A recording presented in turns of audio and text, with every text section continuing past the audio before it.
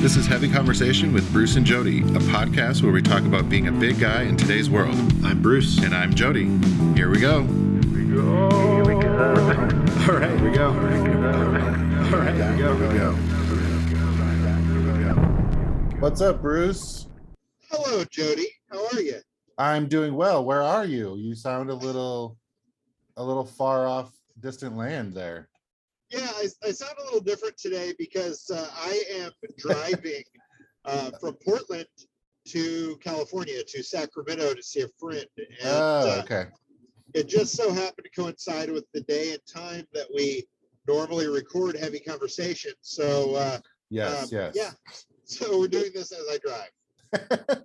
So we're doing, what is it, CarPlay, hands-free audio right now. Yes. To be clear, it's basically me through my phone, through CarPlay, hands-free, safe as can be. We're going to do a short, sweet episode here and just kind of check in. It's been a crazy week. It's going to be another crazy week. So I'm just summer's in full swing. Got lots going on. So what do you got going on? You're going to Sacramento, you said? Yeah, so I'm going down to see a good friend. Going down to see my best friend in Sacramento, and nice. Going to hang with him for an extended weekend. Just got back from a camping trip. Geez, yeah, I've been busy. With my family.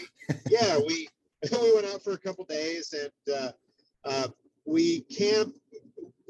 Since we've discovered yurts, we've been camping in yurts. Oh, and if you aren't familiar with what a yurt is, it's kind of like it's like a big vinyl house, basically. Okay. Like a round vinyl house, and it's it has a door. You go inside, and the ones that we get, they have like a bunk bed, and they'll either have a third bed or a couch. And in this one, it was actually pretty big, and it had a bunk bed, a futon, and like a little table with two chairs, and then it had like a little porch and kind of a little campsite, fire pit, and all that. So it was really cool. We were able to go and hang out for a couple days and just kind of get away, from technology for the most part. Right. And how was the weather? Because it was really hot here in the city. Well, the first night was great. It was amazing. The weather had not gotten super hot, and then the second day was miserable because it was very, very hot. I know. I'm like, it's like 90 degrees. So I'm like, oh, that sounds horrible camping. Right. So we opted to spend a good portion of the hot part of the day at a kind of like a little theme park. And up here in the Pacific Northwest, we don't have there's no Six Flags, Yeah. Area, but there is, there are these smaller kind of places that have the different fun attractions and things. So there's one that is called Bullwinkle's, and it is basically it's themed after Rocky and Bullwinkle. So we went, and being a bigger person, when you go to a theme park, you very much expect that you're not going to be able to do too much. There are weight limits. There's if not a weight limit, it's like if you can't get a strap across you, you're not going to be able to ride a ride. Yeah. The cool thing at Bullwinkle's is that they were very clear and smart about their weight limits. They showed all that stuff. Okay. They had it all posted, and so there were actually a lot of things that I was able to do, with my kids, with my family that I didn't think that I would be able to. And it doesn't make me. I know what to expect when I go to a lot of these places, so it doesn't I'm not bummed to not be able to do it because I know that I'm still going to have fun with my family. My kids are going to like it. My wife, and so it was really cool to be able to get there and see I can get on the bumper boats and do that. I can do the go-karts. I can, do all these different things. And so, we were able to do these things while it was hot, kind of stay cool and enjoy it. And, we did that. So it was a lot of fun to be able to just go and, then go back to the campsite later in the day. It was still very hot. So, we were still dealing with intense heat at the campsite, but it was fun. It was worth it. Yeah. Was there a river or anything for you guys to go swimming or? Yeah, so there was a river. We didn't go swimming. It's the Willamette River, which is the river that runs through downtown Portland and connects with the Columbia River out here. We could have gotten into it, but it wasn't, that wasn't really something we wanted to do. I took my oldest son, Finn, who's 12. He and I went down to we went down to the riverbank where the campsite was at. Wasn't super close, so we drove over to the other side of this campground that we stayed at, and then went down to the river, and we were able to kind of hang out there for a while and just kind of check it out. And it was a little cooler down there, so that was nice. Well, yeah. I haven't been camping in a while. I know I have like a sort of camping. I don't know how rough. I think there's like cabins that we're going to be staying in the fall. So I'm kind of looking forward to that. But yeah, like tent camping isn't my thing anymore, but I have to definitely check out the yurts. I know you did that before and I kind of forgot about that. Yeah, that's really been our thing. Like this summer, it's just been kind of like, how do we get away and do something that's quick and easy that is kind of a fun adventure? And so doing the yurt thing is nice because, we've got 3 kids. One's 12. Our youngest is 3. So it's just kind of a pain to deal with, like putting up a tent, making sure everybody has room, all that. Yeah. So we still get to camp and enjoy that, but we also, we've got kind of a place that we can set our stuff up, get in there, and we're good to go. So yeah, it's been a really cool way to do it. We're actually going next Thursday. We're staying at another yurt when I'm back in town. That is on the Pacific. It's on the beach in the Pacific Ocean. So nice. So that will be a really interesting experience. So we were able to get into one. We found one night, so we're going to just go down there for a full day, stay the night, and then come back that next day, the afternoon. So that'll be fun. It's cool. It's just a fun way to kind of get out. The cool thing about Portland that we've talked about a lot on this podcast is that you've got a little bit of everything relatively close to you. So yeah. Well, yeah, the other day I went out to Rooster Rock finally, but there's nice. no beach out there right now. The water is still too high. So it wasn't, it was fine, like just to hang out, but it's hard to kind of get around and actually enjoy just hanging out when there's no beach. So you're kind of trying to find a spot in the sandy dune brush area, but it was still nice just to kind of get away on a hot day and just be by the water was freezing, and but it felt good when after you were sitting out for a little bit. Yeah, well, that's good. At least you're able to get down there. I know it's been flooded out. That doesn't make it easy whenever you're trying to get down there, but yeah, it is nice to be able to get down and kind of hang by the river. So yeah. I haven't been over to Savi's or anything. I haven't checked that out yet, but it's another beachy area in the city here.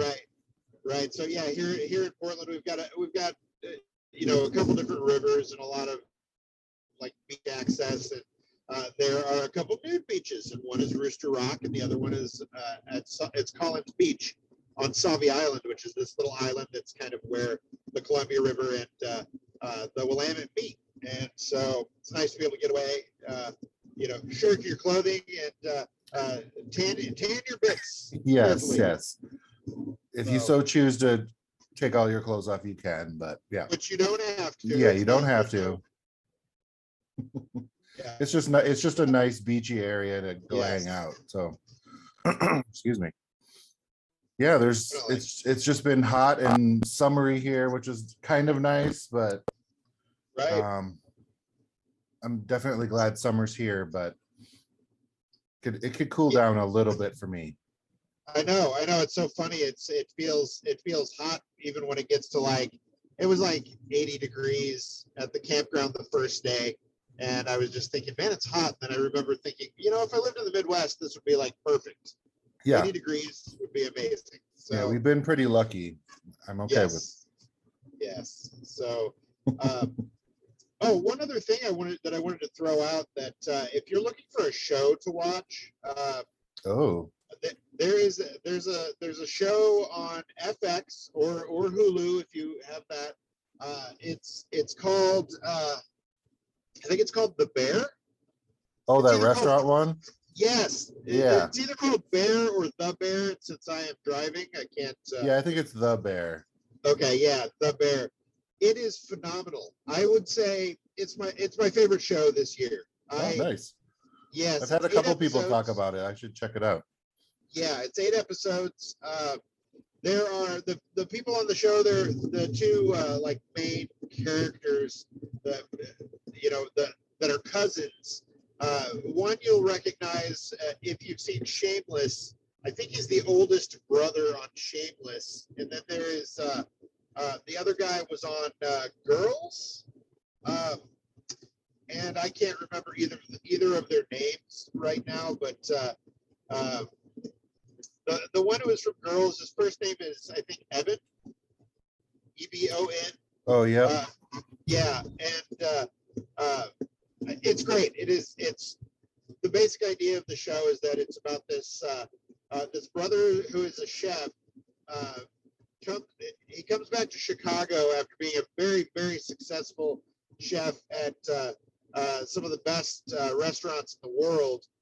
He comes back to Chicago after his brother has died, and he's taking over his family's restaurant. His brother was running the family restaurant, and his older brother has died, and so he comes in to take this place over, and it's kind of just in a shambles, and he's trying to get it back together while he's also dealing with uh, the loss of his brother, not really understanding what happened or why.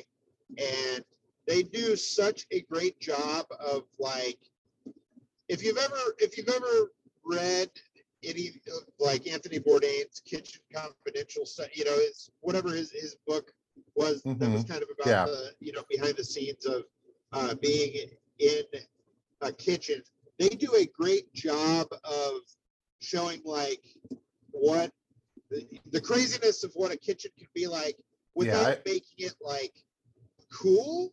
It's not like they're Yeah, trying I to make heard it it like, was very accurate because I mean, yes, I was in the restaurant biz for a while, and people that I worked with were like, this is so weird how like accurate it is without making it like, yeah, like you said, like cool. It's like kind of right. dirty and gritty and all the craziness that happens and the weird band of characters that are always working in restaurants. So yeah. Yeah, yes, yeah. They just do such a great job with it, and like and it's shot. It's the show, the store. They're in Chicago, so it's like this whole thing where there's a little bit of that Chicago vibe there. They do a really good job with that. Maddie Matheson, the chef extraordinaire, is also on the show, which is great. Everybody that they have, all of the actors are phenomenal. Like they do it so well, and they play the whole thing out. It's not one of those shows where you're just watching it for like one person or two people or whatever. Everybody, they work so well together. They just like I did not I expected that I would like it, but I didn't think that I would love it. And it is definitely, as of now, it is my favorite show of the year. So I'll definitely have to check that one out. Yeah, yes. I was debating on that one. I just started watching. I really like Resident Evil, and there's a new show on, I think, Netflix. It's like a series, and I just started that last night. And it's like Raccoon City 2. So nice. It's like a reboot. So it's like a whole new cast of people. So awesome. Yeah. So we'll see how that goes. So far, it's been all right. It's just kind of explaining what's going on and building it up so far. So right. And cool. What is it, the T virus or whatever it is? And oh yes. So that's what I've been doing in this heat when I get home, is watching a couple TV shows. Nice. It's been a little too hot. Yes, absolutely. So obviously I do not have an adult beverage because I'm driving. Yes. 10 hours today, whatever. I do have a Red Bull watermelon.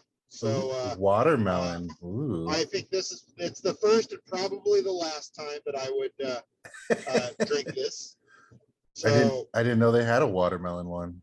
Yeah, it's like a summer. It's Yeah. like a one of their summer drinks, special edition or something.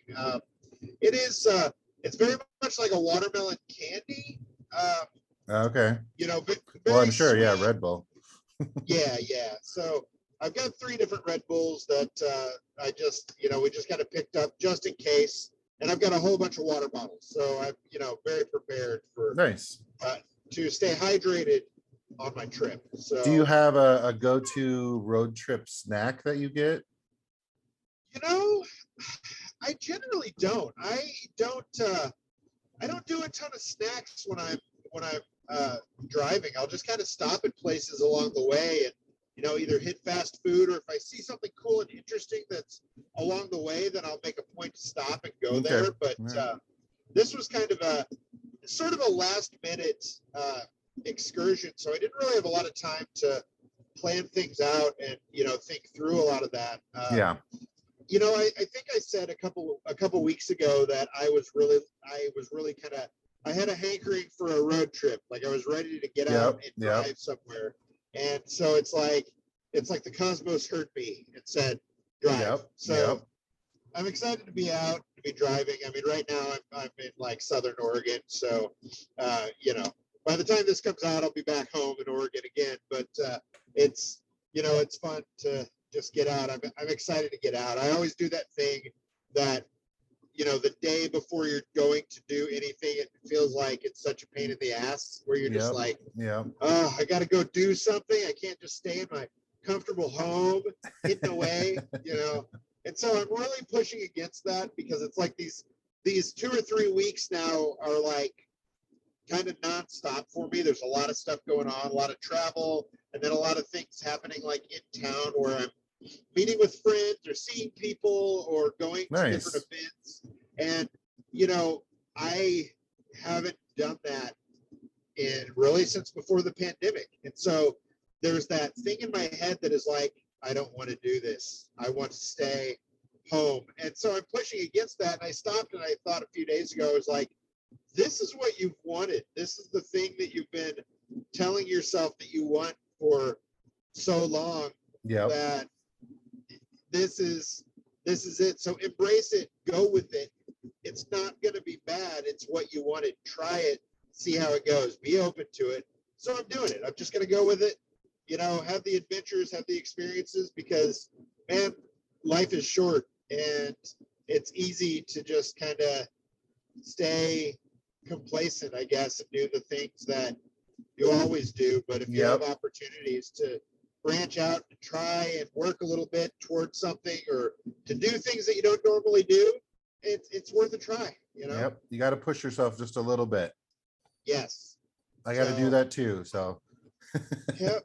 I struggle a little bit lately, but getting out and doing it doesn't have to be a big thing, just a little bit outside your normal routine, and just go do it. But I always think with you, I always think that's one of those things that really is kind of inspiring to me, is I feel like even if, you're always kind of like, at least it seems to me, from my vantage point, that you're getting out, you're meeting with people, you're going to do things, like you make a point to do that stuff. And I always think, man, I need to be more like Jody. I need to get out there and do more. Well, thank you. So, it doesn't seem like I'm doing that much, but I guess for other people it does.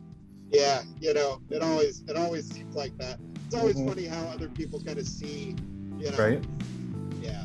So well, awesome. Well, I'm glad you're getting out, getting to go see your friend. I know you've been kind of wanting to do that for a while, so it's good. Cool. All right, well, we're going to keep it a little short and sweet this episode, just because he's driving and we don't want to take up too much of his distracted for too long.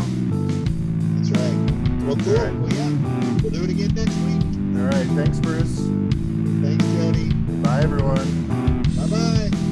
Thanks for listening to Heavy Conversation. Be sure to like and subscribe on iTunes or wherever you get your podcasts.